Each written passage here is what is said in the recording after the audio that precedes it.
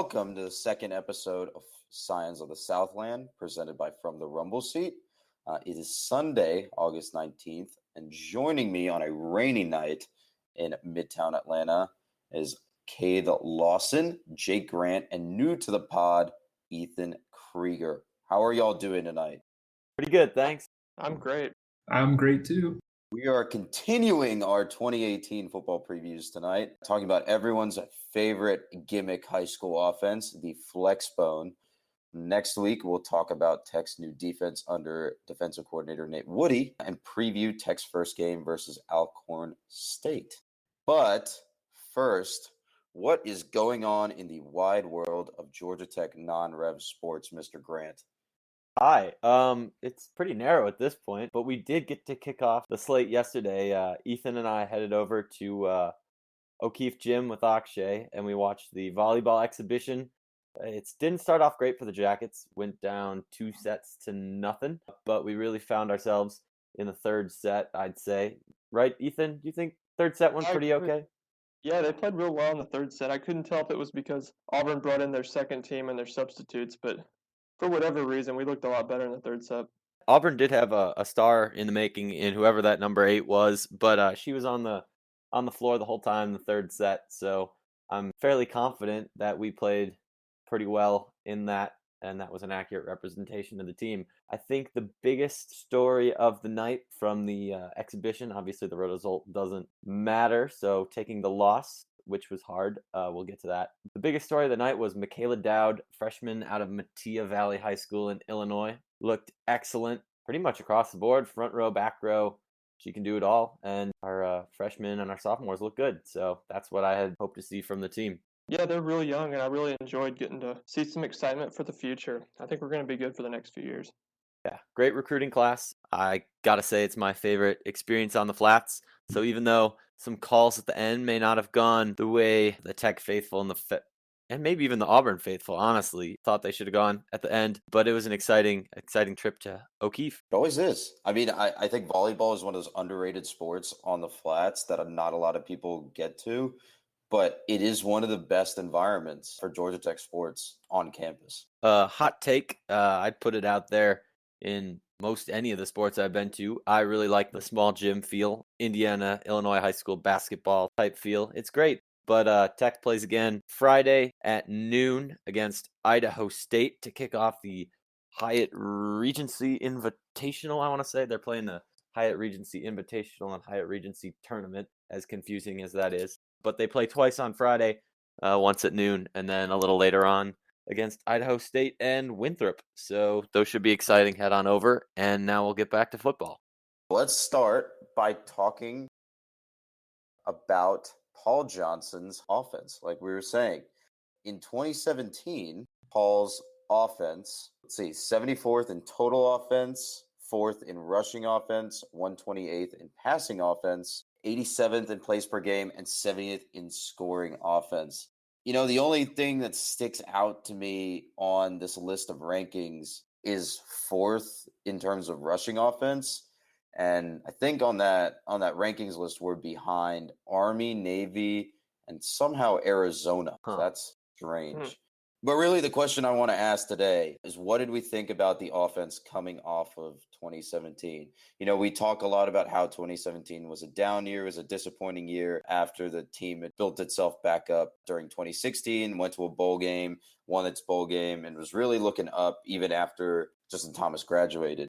But what are we feeling about, what are we thinking coming off of that 2017 season? I really liked the way our offense looked last year in 2017. I mean, you look at, we were 4th overall in rushing offense, and that number's pretty in line with where Georgia Tech's been in the years they've been good. So to see them only win 5 games in a year they finished 4th in the nation in rushing offense is a little surprising. I want to know what that rushing offense stat would look like without the Tennessee game factored in, because I know we had like 600 yards, I want to say, something like that on the ground. I don't have the number in front of me, but I mean, we look great in that game, and that shouldn't take away from the season as a whole, even though that game didn't go the way we wanted. But Paul Johnson's going to find success on the ground, even coming off losing Dietrich, even coming off losing Marcus Marshall. He found a way to put in Jerry Howard to a lesser extent, but then definitely Cavante Benson, and they, pardon the pun, really ran with it. So I'm excited to see what they can do this year. Yeah, and they started out really strong with those first few games, and you could kind of see everything sort of start to not necessarily break down, but wear off a little bit as teams got used to Taquan Marshall's game and figured out who all was going to be a contributor, since really nobody knew what was going to happen until, honestly, kickoff against Tennessee. And then you started to see some injuries pop up and just getting tired towards the end, so it faded away. But this year, I think it should be, honestly, if not improved, then certainly as good as it was at the beginning of last year. A little bit of that number from the Tennessee game is just because Tennessee had been preparing to see Matthew Jordan, a big, powerful inside runner who's got a very different game than Taquan Marshall. So a few of those 600 or so rushing yards had to be due to the fact that they were probably preparing for the wrong quarterback. In 2017, it wasn't necessarily that the offense was a liability. You could definitely count on the Georgia Tech offense to put up yards and put up points. Obviously, next week we'll talk about the defense, which was where I would say most of our woes were. The 128th in passing wasn't for lack of effort on Paul Johnson's part, because he called a lot of passing plays, particularly the second half of that Virginia game. It's not like he wasn't trying to work it in more. It's just we got to find the open man, and that comes down to the line and some wide receiver stuff. But I mean, if that comes up, we're always going to have that dynamic rushing offense. So if we can make the passing kind of come up in the scenarios that we actually do use it, I think that 128th, really there's nowhere to go but up, Yeah, and I mean, even with that 128, we're along with the other Flexbone schools, like Army and Navy. Yeah, 84 passing yards per game, not a great look, but you also have to consider, hey, we don't throw the ball all that often, other than, like you said, that period in the Virginia game where Paul decided he wanted to be a pro-style offense for a little bit and started throwing the pigskin around. Yeah, that Virginia game, too, I believe, was the game where Taquan threw his first pick of the season. So while he wasn't completing many passes and not throwing for many yards, he also wasn't throwing the ball to the other team up until that Virginia game. And from there on out, it kind of went downhill for him. But I did think it was interesting. It took him 6 or 7 games to throw a pick, which is impressive considering how poor the passing offense was even before that. for sure. Yeah, and the only times we really saw the offense struggle in general was against truly elite defenses, which were Clemson and Georgia, that didn't give up points to anybody, which is when they scored, 10 against Clemson, I think, and 7 against Georgia. But outside of that, they were, scoring consistently, and it was just going really well until you get to those guys that you really can't compete against from a talent perspective on defense. It did seem like every game other than Georgia and Clemson, it was, I guess shootout would be pretty apt. I was at the Clemson game, and even we probably should have had more than 10 points, to be honest. We didn't play that bad, but we got inside the red zone, or maybe it was even the 10-yard line, and came away with 3 total points. That's a shutdown defense, but we still drove all the way to the end of the field up against said elite defense. They didn't really struggle to get those yards. It was just, sometimes they didn't put the points on the board at the end of the drive. And there were some early turnovers with that too, I thought, right? With the whole monsoon deal going on and the bad weather. Yeah. That game was rough at the beginning. Yeah. The entire stands were 3 inches deep in water, and the field was slick as heck. So I don't think it was nearly ideal conditions for them. I think it just came down to execution, and while we executed well, most of the time there were a couple holes here and there, and especially in bad weather situations like Clemson and like Miami, where sometimes and Virginia, where we just struggled to move the ball, and the red zone wasn't necessarily our friend, and we couldn't get it done on the ground, and then obviously weren't going to get it done on the air. You kind of had to deal with the ebbs and flows of that.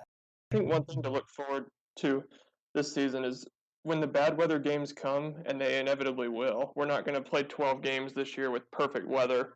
When they come, can Paul figure out a way to move the ball, especially on the ground? Because against Clemson, against Miami, against Virginia, as you guys have touched on, we couldn't move the ball on the ground when it was raining. So I'm interested to see if we can turn that around this year. All right, well, with that being said, let's talk about each position group on the offense in some detail.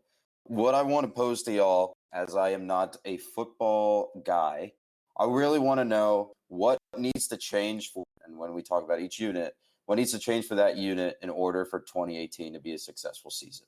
So let's start at quarterback. Your presumptive starter is Taquan Marshall. Like we're saying, he was good on the ground, 1,146 yards on 247 attempts, 17 touchdowns, but he was a liability in the passing game. He only completed 37% of his passes, did net 8 yards per attempt, but had 10 touchdowns to 5 interceptions. He was third in the ACC in rushing yards, fourth in points, and fourth in touchdowns that he was responsible for. Behind him, you would have Lucas Johnson, but Lucas Johnson is out for the season, unfortunately, with a torn ACL. So Tobias Oliver, a redshirt freshman, steps up into the second string position, and James Graham, true freshman, steps into the third string position to round out the depth chart at quarterback. So what needs to change at quarterback for 2018 to be successful? Yeah, so the big thing for me is going to be trying to get the passing game going. If not necessarily more volume, but definitely more efficiency is what we're going to have. Because like we talked about earlier, if your offense becomes too predictable, especially when it's in a horrible monsoon downpour where you can't move the ball anyway, if they know exactly what you're going to do, you're going to struggle a lot. And Taquan's had some issues with completing passes efficiently last year. And so without that aspect of the game, it becomes really, really hard to compete with teams, especially like Clemson and Georgia, that have such stacked defensive lines, as well as secondaries, but teams that have their strength in the defensive line where you'd really like to go out and exploit some of their weaknesses, or at least relative weaknesses, which are sometimes in the secondary. Yeah, Cade makes a good point in that we've got to get the passing game going because unlike Army and unlike Navy, we're playing against the best defenses in the country week in and week out. And as good as we can be on the ground, you've got to be two-dimensional to beat the Clemsons, the Georgias of the world that we have to play every year. But for me, the main thing this year is going to be monitoring the hits on Taquan. I mean, 247 attempts last year in only 11 games, over 20 attempts per game, if my math is correct. He can't take that many hits this year, and he shouldn't take that many hits this year because he's got to make better reads. On pass plays, he's got to do a better job of finding the open receivers instead of scrambling in situations where he should throw. And on run plays, he's got to do a better job of getting the ball to his B-backs on the dive, to his A-backs on the pitch, and not taking unnecessary hits. Yeah, and to that point, losing Lucas Johnson really, really hurts in that regard. Just because you had hoped going into this season that Lucas Johnson would take a few snaps and maybe relieve Taquan Marshall in a few times as he kind of becomes groomed to be the quarterback of the future for the next couple of seasons, ideally. And I really don't think that we're going to see Paul Johnson with the same type of confidence in Tobias Oliver and James Graham, who are the next two guys on the depth chart, as you did with Lucas Johnson, just because of the experience that Johnson has in the program. So that's definitely not doing any favors for Marshall's stamina this year. Yeah, that's very valid point. I think if Marshall goes down, the fortunate thing about having Oliver as the backup is that in the spring game, he really made me think of Taquan and the way he ran and the way he ran the offense. So I don't think Paul would have to change too much up if Taquan goes down. That said, Taquan is the most important member of this offense, and if he goes down, we're going to have some serious issues moving the ball. I did want to add, I think, Cade, you touched on an article a couple weeks ago that Taquan had a tendency not to pitch the ball. Yeah, so it's hard to really say if it was his tendency not to pitch the ball or maybe a different, maybe less confidence in his ability to pitch the ball from the coaching staff than we saw with when Justin Thomas was here, because he was so good at doing that, especially late on plays. But yeah, there was a definite decline in the amount that the A-backs were used. We'll talk some more about those guys later on. And you got the sense, especially early on in the season, which this was understandable, of course, that as Taquan Marshall was learning how to be kind of a starting quarterback, he maybe tried to make a few too many plays by himself. We saw it at the end of the Tennessee game, and then we saw it a couple of more times, especially early on in the season before he really settled into his role. But really making sure he uses all of his options and making sure that the offensive line has all of his options ready for him is going to be a big deal this year. Yeah, that's a very valid point. I think a couple explanations for the lack of use of the A-backs. I know we'll touch on the A-backs in a minute. The lack of consistent play at tackle because of injuries was one concern, but Taquan's inability to have confidence in himself pitching the ball, I think, was the bigger concern. We saw several times throughout the season when Taquan was moving laterally, him pitch the ball with his inside hand instead of his outside hand. And when you see a quarterback in a spread option attack pitching the ball with his inside hand, for Taquan it was his right hand as a right-handed quarterback, it shows you that he has no confidence in his ability to pitch the ball with his left hand. I'm sure the defensive coordinator across the field from Paul sees this and knows that they can push Taquan outside and make him use his pitch man. I feel like that's a risk, right? Especially if you're Paul and you're looking at this like, hey, I can't send Taquan out to the left side of the field because he has only one option, and that's hit the defense head on. And that makes, and even not considering the pass game, that makes even a spread option attack a little one-dimensional because you can't stretch the field in both directions. Now you're just limited to the quarterback's strong side. Yeah, that's something that I'm hopeful they saw on film and are gonna fix this year and make sure Taquan can pitch the ball adequately with his left hand and force teams to actually, stack the left side of the field instead of stacking the right side and forcing Georgia Tech left. Yeah, and the offensive scheme, I wouldn't really say it's limited already in the scope of what it does, but it definitely has a game plan every time for what you want to do if you're Paul Johnson. And if your quarterback is lacking in any one particular skill set or is not comfortable doing anything, it's going to really hurt it. Example number one would probably be, first of all, anytime it rains and you can't throw the ball whatsoever and you're not confident pitching, and you see the middle of the field just get shut down and the offense struggle. But point two would be a game like Virginia Tech in 2016, which Georgia Tech actually won. But it was Matthew Jordan starting, and I think he maybe pitched the ball once or twice, but I don't think he even pitched it at all in that game because there just wasn't the confidence there for him to run the whole offense. Yeah, I think that game is a good blueprint of what they should have and probably tried to do last season with Taquan, but hopefully this year he's got more experience and more ability now, so they won't have to worry about shutting down the pitch for entire games. Even though Tech won that game, I really don't think that's how they wanted to play. And I think they've touched. I think if they touched on that in media days, Paul was like, "Yeah, we're starting to open up a lot of the playbook for Taquan, making the offense a little bit more complicated." Even Taquan said, and this is going back to the passing game bit, that he was reviewing film during the spring and the summer, looking at where he was making bad reads, where he could have done better. And he pointed to one example during the Virginia game where he focused on a receiver that was in the middle of the field and didn't notice Quassersi streaking down the edge of the field along the sideline, who was wide open, and then the ball ended up getting picked off. So I think in general, given his season of experience and then given an entire training camp where he knows he's the starter and there's not really a QB controversy, it's an entrenched quarterback system, and Paul has given him a lot more leniency with what he can call it, how he can run the offense. I think Taquan is going to have a lot more confidence, and he's going to trust his offense a lot more this season. Yep, I agree with that. Cool. So let's move on to our backfield. Let's start talking about the A-backs. Production at this position was definitely down in 2017. Like we said, Taquan didn't really want to pitch the ball a whole lot, but there is a lot of data raw talent, especially with the incoming class, and NCAA changes to redshirt rules now allow for a lot more rotation at A-back, especially since you can play these kids for 4 games or less before you have to burn a redshirt. So your presumptive starters at this position are going to be Clinton Lynch, redshirt senior, who played injured last year, but really peaked in 2016 at 11.2 yards per carry and 30.6 yards per catch. Quassersi, like we've talked about before, also a redshirt senior, averaged 6 yards per carry and 32 yards per catch in 2017. And Nate Cottrell, a redshirt junior, who in 2017 averaged 8.2 yards per carry and was mainly the kickoff returner. So in 2018, for it to be a successful season, what needs to change at A-back?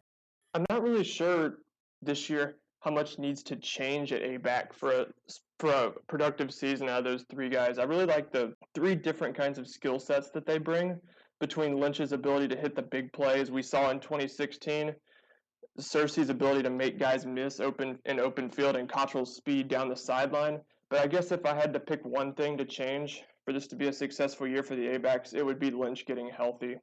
Because with a healthy Clinton Lynch, it opens up space for Cersei, for Cottrell, even for Benson and Marshall inside. And so to have Lynch out on the edge making big plays consistently this year will help the whole offense. Yeah, I definitely agree with that. What we expected last year, or what I expected last year, really was for that to be a position of strength for the team. And it honestly probably still was a position of strength as far as depth and talent, but it just wasn't used as much or as efficiently as it had been in the past.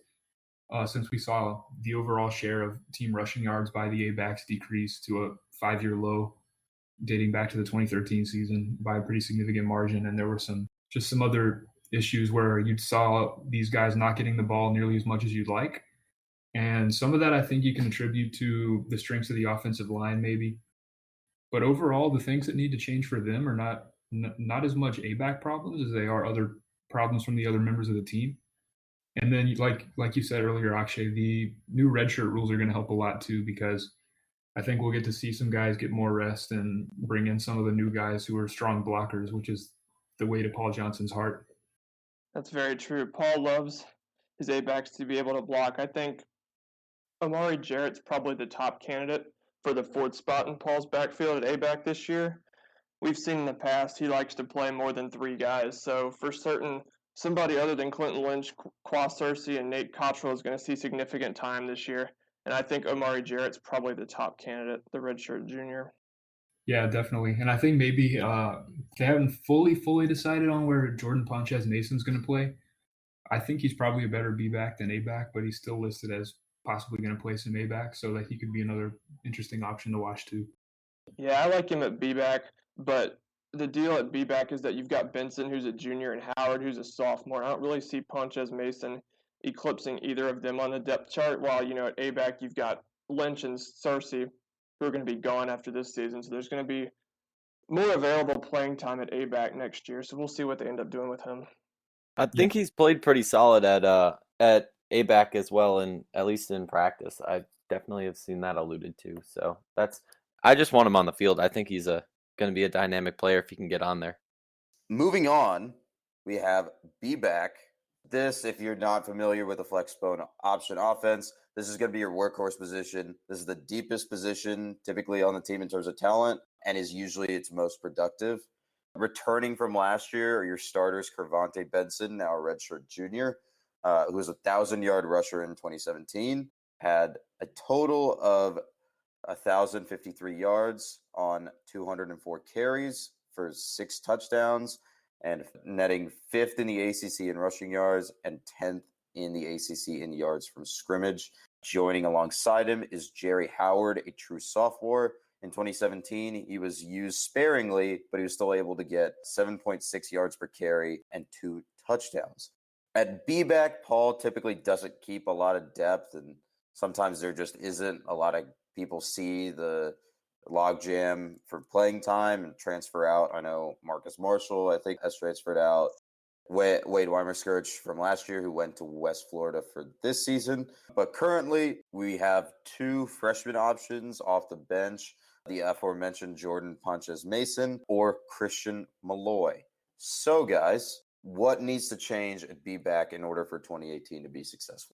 So what needs to change, I guess, to start with that, you need to rotate Jerry Howard in more behind Benson, because as good as Benson was, and you look at Benson with the ball in his hands, he's everything Paul Johnson wants in a B-back. He runs behind his pads. He tries to run you over instead of running around you.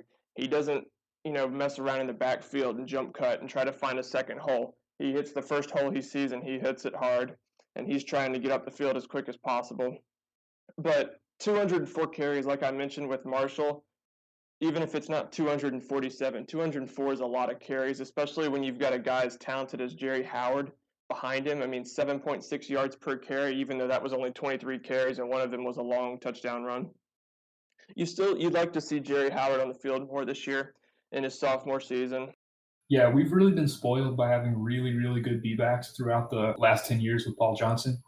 And I was not expecting for anybody really to step up and continue giving us that type of production after Dedrick Mills was kicked off the team. But man, Cravante Benson and Jerry Howard are two really, really strong players. I don't think you really want them to change anything about their own games. But what you do want is to see, like Ethan said, maybe get Jerry Howard a few more carries whenever it's possible. But I mean, you might not even need that with how well Cravante Benson has been playing and played last year. Punches Mason probably won't see the field at B-back this year except garbage time, barring injury, and Christian Malloy would be a good candidate for a red shirt, also, once again, barring injury. So I was curious, what situations have we seen Jerry Howard in prior to this season? I have in my head that it was short yardage and garbage time situations, but I feel like I want to say he was in a couple more. Yeah, I feel like he played in all 11 games, if I'm not mistaken. But it was garbage time. But in the close games, Paul would only go to Jerry Howard when Benson was, tired or slightly banged up. And this year, I'd like to see Paul go to Howard sooner rather than waiting for Benson to get tired, to get banged up. So if a key third down arises late in a drive, you've got Benson available to use, and you're not forced to go to Howard, even as good as he is, much more unproven at B-back. Yeah, and the majority of his carries did come in garbage time, like you said. He was, let's see right here, I think 11 of his 22 carries came in garbage time because that was against Jacksonville State and North Carolina. And then maybe even a couple more, as I just forget the game script of a few of the other games we played in. Honestly, I don't really see him as too much of a situational runner for the team. I think that his skill set really translates to being a whole, 4-down player, just like Cravante Benson is, which is where he's been kind of roadblocked, because there's not really a huge way to distinguish between the two as far as their skill sets and the type of plays that they can make. Yeah, both showed the ability to hit the home run last year. We saw it from Howard against Jacksonville State and from Benson against North Carolina and in several other games. Clemson comes to mind. So I really don't think, like Cade just said, there's too much difference between the two of them, which makes it even more so that Paul needs to rotate between the two this year a little more than he did last year. Yeah, and I think they'll be helped by what looks to be an improved offensive line, which is where we're going next. So what a great transition. They'll be helped by an experienced offensive line, which should bode very, very well. In 2017, you saw Paul play musical lineman, as one of our writers referred to it, because of a lot of injuries. So your presumptive starters on the offensive line. At left tackle, you're looking at true junior Jahazel Lee. I think that's how it's pronounced. At left guard, you're looking at second-team All-ACC Parker Braun, also a true junior. At center should be Kenny Cooper, again, true junior. Interesting note, he did miss spring camp with an injury. At right guard, you're looking at true senior Will Bryan, who had to be the Swiss Army lineman and play a lot of different positions. Right guard looks to be his best position, according to reports from camp. And then Andrew Marshall, redshirt senior, at right tackle. There's also quite a bit of depth, looks like, on the offensive line. So, guys, once again, what needs to change with the offensive line, other than staying healthy for 2018 to be a very successful season? So the big thing is that really, really unfortunate is that you can't afford a single injury anywhere on the entire line. Because oh man, come on! I just said we had depth. I know you've got depth, but the thing is that is it the depth you want on the field a lot is the question. Like you're right that we have depth and that there's guys who have experience and you feel good about putting them on the field for maybe a few plays at a game or a few plays per game.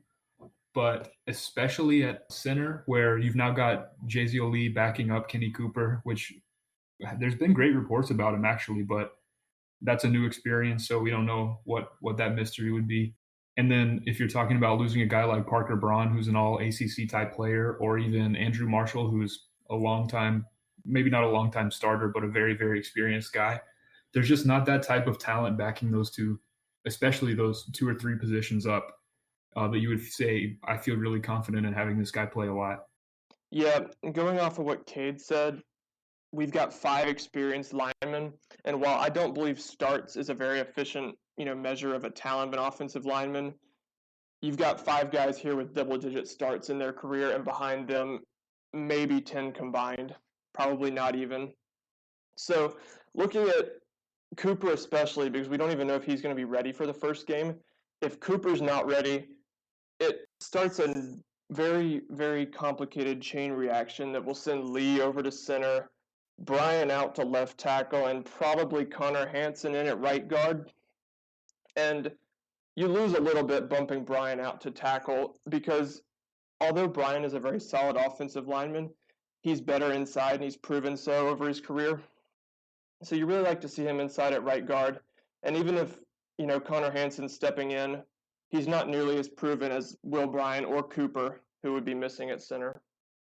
Yeah, definitely. Will Bryan, I know you just mentioned he's been kind of a journeyman his whole career. And that's probably where he gives you the most value as a player, is just really filling in the gaps and giving you some quality play in spurt, as opposed to being just a full-time starter. One guy that I'm hoping can really step up this year and give us it would be giant if he could step up. Zach Quinney, there he is. Yeah, if Zach Quinney can step up, especially at left tackle where we're kind of trying to figure out who's going to play there, that would be a really, really big deal for this team, because all of a sudden you go from having kind of like questionable depth at that position to having a solid starter and hopefully Quinney, and then maybe some guy like Brian who can rotate around and play there whenever you need him to. Yeah, I think especially for Quinney, you're going to lose Marshall next year at right tackle. And, we're counting on him to be a solid tackle this year, but somebody's going to have to step in there next year. And Lee will be a senior. Brian will be gone. So you're probably going to need Quinney to start in 2019. And it would be nice if he got some meaningful reps this year. Unfortunately, he's probably not going to get any meaningful reps, barring injury or poor performance from one of our 5 starters. But especially for me, if Cooper is healthy, I don't think you can move around the 5 you've got, because Braun at left guard and Cooper at center is definitely the strength of that line. And if all else fails, you want to be able to, on 3rd and 1, to ram Kiervante Benson right in behind those 2 big boys and count on a first down.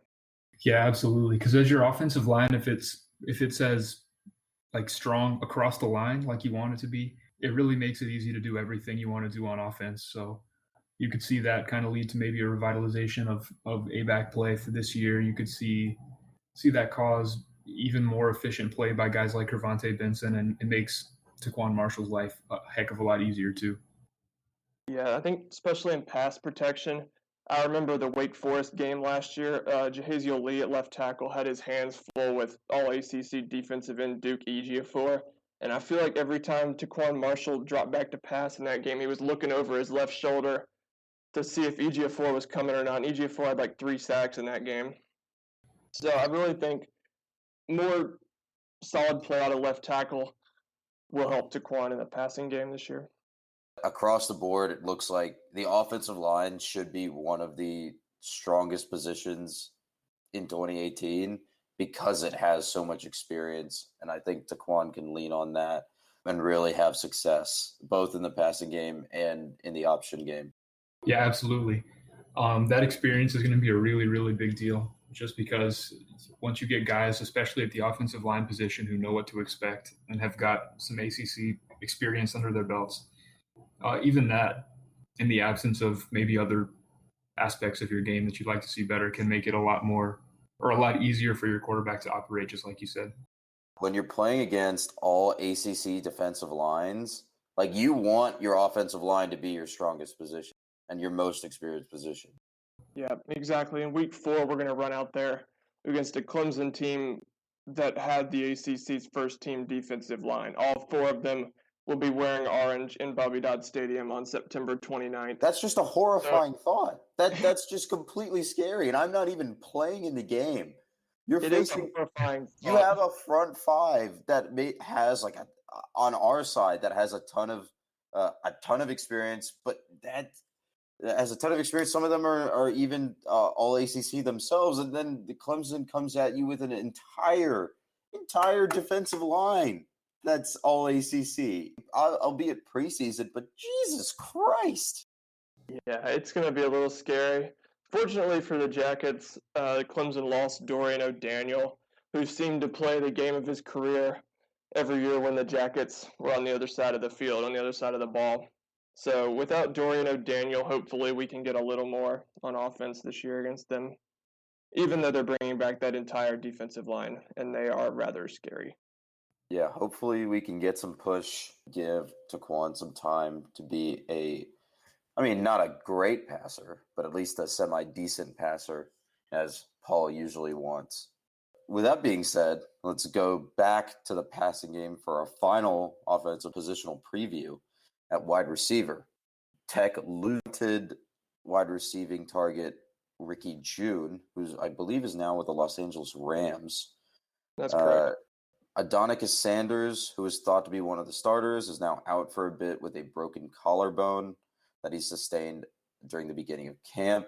James Graham, who's now back at quarterback, actually moved to wide receiver as depth before Lucas Johnson's injury forced him back to be depth at quarterback. Your presumptive starters for 2018 at wide receiver are probably going to be Brad Stewart and Jalen Camp. And looks like, according to reports from camp, Malachi Carter has emerged as a number 3 choice off the bench. So, in terms of wide receivers, what needs to change about this unit for 2018 to be successful? Okay, well, before I get to what needs to change, let me just say that it has surprised me that Malachi Carter has emerged as the number 3 wide receiver. I really thought that it was going to be either Adonicus Sanders, Steven Dolphus, or J.R. Hawkins Anderson, guys with maybe a little bit more experience than Carter has. So it's definitely an encouraging sign to see Carter has passed them all. Clearly, he's had a good camp, and I'm looking forward to seeing him on the field as the number 3 wide receiver. But as far as what needs to change, obviously losing Ricky June is a big blow. He was a solid target for 3 years for Justin Thomas and then for Taquan Marshall. So with Brad Stewart, you know what you're getting, and it's probably not going to change a whole lot. He's an excellent blocker. He's a good pass catcher, but he's not the quickest guy in the world. I don't really think that's going to change going into this year, but you've got a little bit of an unknown in Jalen Camp as far as how's he going to block. As the number 3 wide receiver last year, Paul said that the reason Camp wasn't playing more was his blocking was inconsistent at best. As great as he is at pass catching, and he's a big dude, he's going to be a great big target for Taquan. Can he block enough to stay on the field for Paul? Yeah, the wide receiver position's gotten kind of a lot of attention this offseason since they're one of the relatively few offensive positions that are having to replace a starter since we returned so much talent from last year on that side of the ball. What you've got there is a really pretty solid group of guys, but no one that's going to blow you away or anything, at least at the top of it with Brad Stewart and Jalen Camp. They're both strong blocking guys. They're both really good fundamental players, but they're not really the explosive type of guys that you ideally want to see, but they are just great players in their own right, so they can get the job done. Below them, you've just got, honestly, no experience at all, which would be more concerning, I guess, at other positions. But at wide receiver, you hope that they could probably put it together and be productive in whatever type of situation Paul Johnson decides they need to come in. So there's obviously injury question marks with Adonicus Sanders and I think Steven Dolphus too this offseason. That's right. Yeah, that's right. Yeah. So if those two guys can maybe even show that they're as reliable as the 2 starting options, that could be a really big deal for the future of the team too. Yep, that's a very valid point. I'm interested to see when they go to the overloaded line this year and put 3 guys on one side of the center and 1 on the other. Who are they going to stick in as the tight end kind of player like they did with Ricky June for the last couple of years? I remember the big play to June in the passing game last year against Virginia Tech was on, not exactly a trick play, but a defender in the secondary probably figured that the right tackle was Ricky June. And you don't expect to see the right tackle running a route and especially getting behind you and scoring a touchdown. So it'll be interesting to see which receiver they stick down there as a kind of pseudo tight end when they go to the overloaded line this year. Yeah, that's a great point. And I think at least from a size perspective, both Jalen Camp and Dolphus have that type of capability. Dolphus more from just a size perspective because he's at, I think, 6'5", which is about what Darren Waller was when he kind of did a few similar things to that on some shallow routes and everything years ago. And then Jalen Camp, who's just built like a linebacker at 6'2" and 217 pounds, could probably do that pretty well himself. Yeah, it'll be interesting to see what happens there because that formation gives the Jackets a lot more flexibility on offense and what they do in variation. So hopefully someone will step up into that position that is now vacated by Ricky June. So I'm interested to see how these two guys, Brad Stewart and Jalen Camp, how they're handling their blocking duties, especially as the option runs to the outside. Right? Because you're always going to have, I want to say you have at least one receiver on the sideline and then maybe one in the slot. How are these two guys at blocking? How are they going to contribute to the fundamental principle of the Tech offense and the Flexbone, which is the run game? Yeah, I mean, your normal personnel, you're going to have one receiver on each side of the formation. But as far as Brad Stewart goes, I don't have any reservations about his blocking ability. I mean, you can go back and look at the tape of several of the long touchdown runs last year, whether it was Kiervante Benson or Taquan Marshall, or even a couple times the A-backs got loose. You see Brad Stewart 60 yards downfield still blocking his quarterback who was across from him.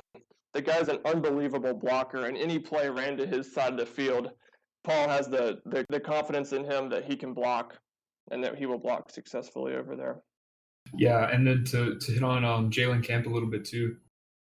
He's really played more than you'd expect based on his numbers as a receiver, just because he kind of weaseled his way into the rotation as a blocker. So that's a big strong part of his game too. There's always room for improvement for anybody really, which is part of why Jalen Camp wasn't a starter last year behind these guys, but this year you really like what he brings to the table as both a receiver and a blocker. Yeah, I thought it was interesting that Brad Stewart, for all he had played over the last couple years, only caught his first career touchdown against Virginia Tech and still has only one career touchdown to his name, I believe. So hopefully he can be a little bit more of a big play guy this year. Somebody's going to have to step up into that role. Yeah, definitely, especially in the red zone. Been missing that aspect of the game for a while, since back when we had DeAndre Smelter and Darren Waller on either side of the field. So hopefully those two guys can maybe become the next duo that can really be productive in all parts of the field. Yeah, it really adds a different element to the red zone game for our offense when we've got a receiver who can go up and win a one-on-one matchup, because it makes the defense, play a safety over the top or have a second defender watching the receiver. And it'll open up more room inside for the run game where we want to spend most of our time in the red zone. Yeah, for sure. And the thing is, if there's anything concerning, it's that your number one wide receiver is not really that guy, because Brad Stewart's not really the one-on-one playmaker that you really want to have your number one wide receiver to be, just because of the type of the player he is. But yeah, you're absolutely right about that. Well, hopefully one of them stands out in camp and Taquan is bombing 50-yard passes for touchdowns down to one of them soon. Looks like our first game is in 2 weeks, so we won't have to wait too long to see that happen, will we? So I think that kind of wraps up our offensive positional previews. Y'all got any other notes? Anything we didn't touch on? It's awesome that we bring back 9 starters from last year. Another one who started in 2016 in Andrew Marshall. So basically 10 starters back. So let's go play some football. We've got a very experienced offense, and I'm excited to see what they can do this fall. Yeah, it's really interesting hearing you guys go back and forth on this stuff, because you guys know a lot more about the two deep, 3 deep kind of look than I do, just having been around longer. But as kind of like Akshay, I'm like the head of the cheer club, like head of the rec club football section. I'm standing there yelling for Taquan Marshall. I'm ready to see our returning starters make plays. Our experience shows on that side of the ball, and that's really something we have to capitalize on if we want to go 7-5, 8-5, or 8-4, 9-3, and go bowling. And I think the offense returning all those key parts is a huge part of that. Especially, like you're saying, with 10 returning starters, I see a lot of potential to produce at a higher rate than we did last year. Like you're talking about the number 4 rushing offense in the nation. That's if we're behind a non-Flexbone option team, like we were with Arizona putting up more rushing offense, that's not ideal. I think we can get more rushing output. I think we could be a better offense across the board. Like a 37% completion percentage from Taquan is just so not great. There's just really nowhere to go but up with that. And he's worked on that in camp, and his receiving core, despite losing Ricky June, is still pretty good. Overall, there's going to be more trust put into Quan to run the offense than to make the right decision from Paul. Taquan for Heisman, 2018. Break it out again. I would love to have a Georgia That Tech was quarterback a back. thing for a minute. The magic Yeah, that of was. Oh man, there was one tailgate that had a flag for it and everything. They believed it. Hey, when you heck put of up a lot like longer than a 200 minute. when you put up 200 yards of total, 200 plus yards of total offense by yourself in the Tennessee game, I was rooting for him to win the Heisman at that point. If he's going to put up video game like production every week, like Lamar Jackson in 16, he should be running away with the trophy. Yeah, unfortunately, he just can't carry the ball 44 times every game, and so we can't Okay, see. yeah, well, every game in that's the Tennessee not game. great. Him No Georgia Tech player, home of Heisman's longest stint and his national championship. No Tech player has been named Heisman winner, even though he was our coach. So Hey, Joe Hamilton finished second, and honestly, he got robbed. I don't know who won that year, but he got robbed. that's the kind of blind fandom we need more of around the flats. I'm actually kind of curious. Hold on, I'm gonna look it up. Do any of y'all know who he lost out to? I believe we had another person finish second. Was it a wide receiver? I feel like it was. Was it We could look. somebody We from have the Notre Dame? internet, guys. Maybe. This is 2018. I think it was Jesus Christ that year, maybe something like that. Oh, okay, I have it. It was Ron Dane. Oh, okay. He went to Wisconsin. I support that. Go Cheese people. So the Heisman voting there was senior Ron Dane, who won the Heisman. Joe Hamilton, also a senior. Joe Hamilton's stat line from this season is insane. And then number 3 is our Atlanta pride and joy, for better or for worse, Michael Vick from Virginia Tech. Ugh. Woof. Hey, Wow, I yikes. forgot he played that far back. I mean, this is 1999. He led Oh, that's right. VPSU to a great season that year. But the Great Dane, he was a good running back. Got to get credit where credit is due. Hamilton had a great career on the flats. Yeah, but Taquan, money. I'm putting my money on those odds. Put $10 in. I don't know what the odds are, but that's a good investment, right? Sports betting. Tech has like a 500 to 1 chance to win the national title. I feel like that's a good safe bet, right? Is it worth $1 at least? I don't know. Maybe. You put in $1, you win 500. That seems like a great return. Yeah, I think Jeff Schultz wrote a really good article. Well, I mean, as much stock as you put in Jeff Schultz at The Athletic about the championship odds of various Georgia-based sports teams. I say Georgia-based because he included Athens Community College. I think Atlanta United has 4 to 1 odds. The Braves have 20 to 1 odds. The Falcons have 16 to 1 odds. And then Tech has 500 to 1. And then the Hawks are like something ridiculously not possible, to where he didn't put the odds down on the sheet. Trey Mania, disrespectful. Hey, they got Melo. I think they're going to be a really good team this year. Oh, with yeah. There Hawks you go. legend Melo. Thank you for using his actual title. I appreciated that. You guys are paying him enough to be a good player this year. Oh yeah, what is it, like 27 million in buyout money? Something like that. Oh boy, I so do love the NBA, and I totally love the Atlanta Hawks. I go to all of their games. Lies. They're Been to gonna be really one good Hawks this year, game. too. Lies. I hope the Hawks get better in the future, but that is not related to Georgia Tech sports. So, Hey, I'm still on the cheese people thing, so you're closer than I am.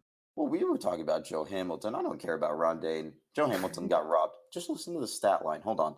203 completions on 305 attempts, 3,060 yards, 29 Oof. touchdowns, and 11 interceptions. And also, most importantly, I think a win versus Georgia at home that season. Which That's is our last win against Georgia on the flats, by the way. Did you have to say that? You had to say that? I was born that year. That's not something I want to hear. Christ, you were born in 1999. Man, that makes me feel old. Two of Oh us- man, Akshay was born in 1997. What? We're What gonna an make old so many man. people that listen to We're gonna this put you in a feel home. so old. I'm sorry. in I'm advance. not the one complaining about my age, old man. Okay, Mr. 1998. Get over it. All right. With that talk about age out of the way, let's get to the stinger this week. So, Paul signed a 2-year extension to 2021 this offseason. Does his performance at Tech so far deserve that extension? Or has it earned him that extension?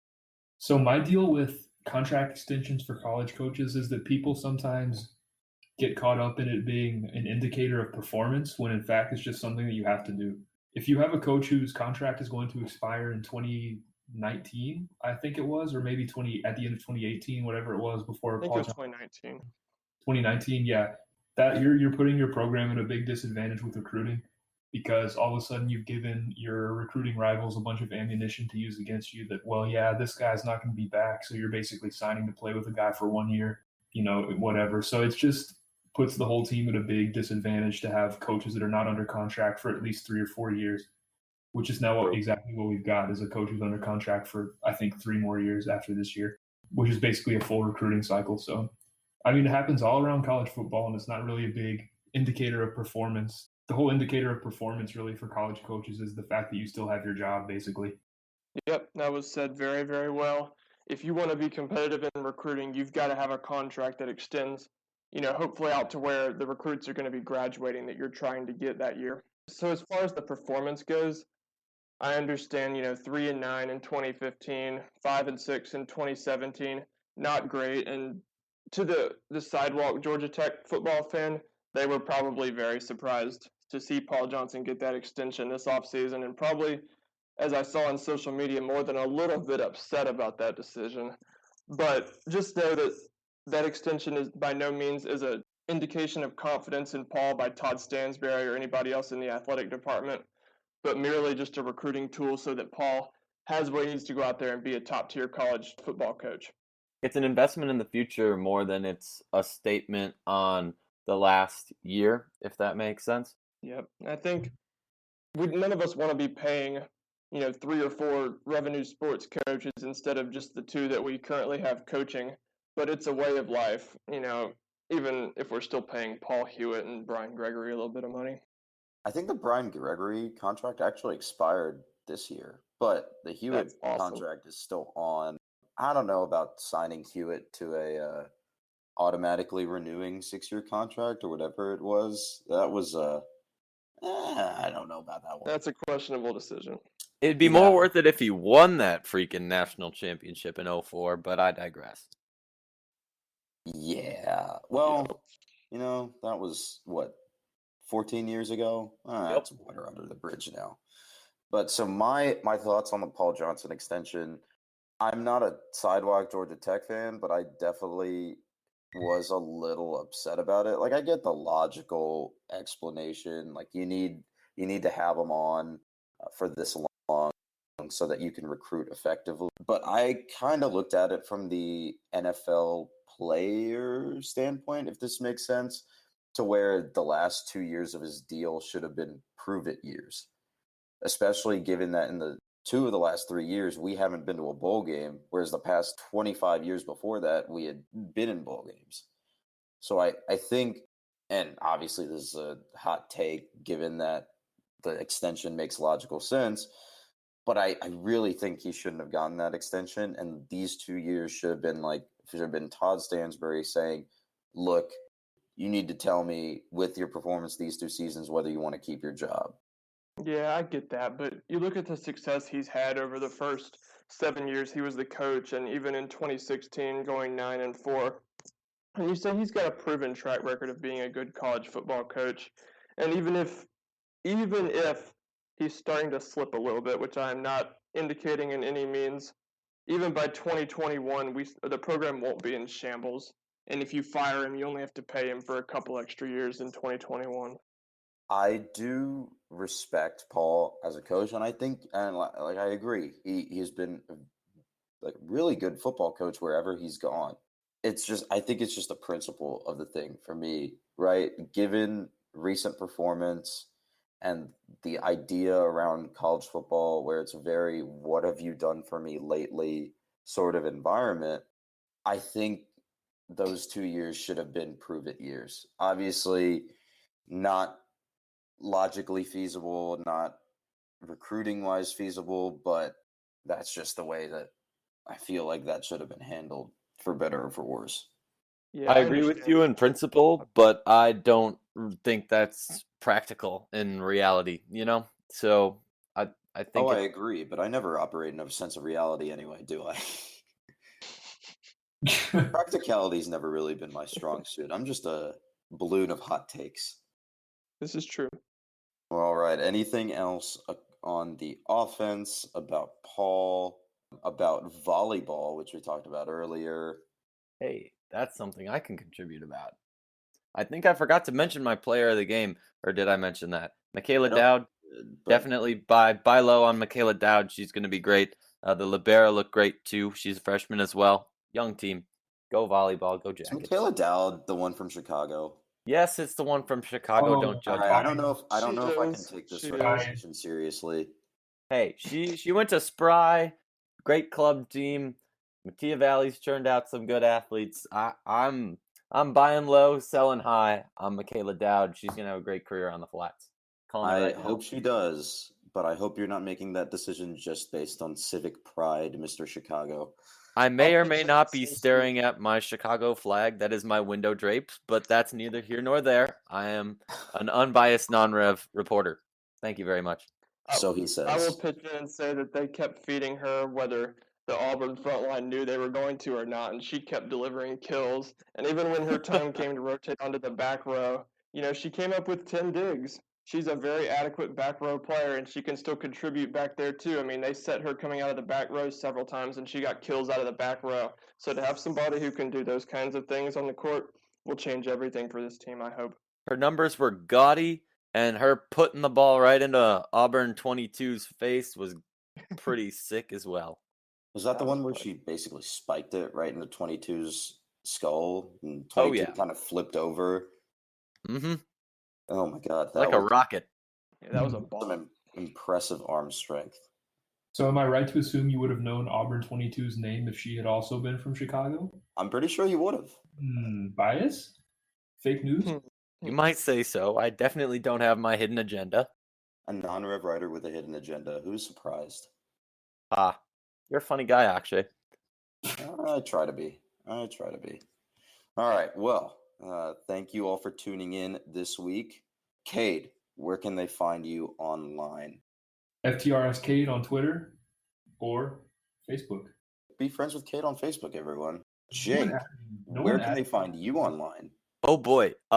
It'll be real hard to find me on Facebook unless you're already friends with somebody like Cade or Akshay or Ethan, because 7 years ago when I created my Facebook, I was the 146th person named Jake Grant to be on Facebook. So if you want to take a long time to find me, you can start there. Otherwise, I'm at Cannabine on Twitter. That's a long story as well, but a better one. And then, of course, Monday or Tuesday every week, you got Yellow Jacket Roundup. And on Thursday, you got Rearview Mirror for your history fix right on From the Rumble Seat. And Mr. Kreger. They can find me on Twitter at Ethan_Kreger. I tweet sometimes about Georgia Tech, from hot takes to cool takes, let's say. And you can find me on Facebook at Ethan Kreger. I don't do the Twitter thing, but you can, I don't know, find me on Facebook, or all my stories on From the Rumble Seat are tweeted from FTRS blog. So you can catch me there. So yeah, you can find all of us at FromTheRumbleSeat.com, and we will see you next time on the Flats. Peace out.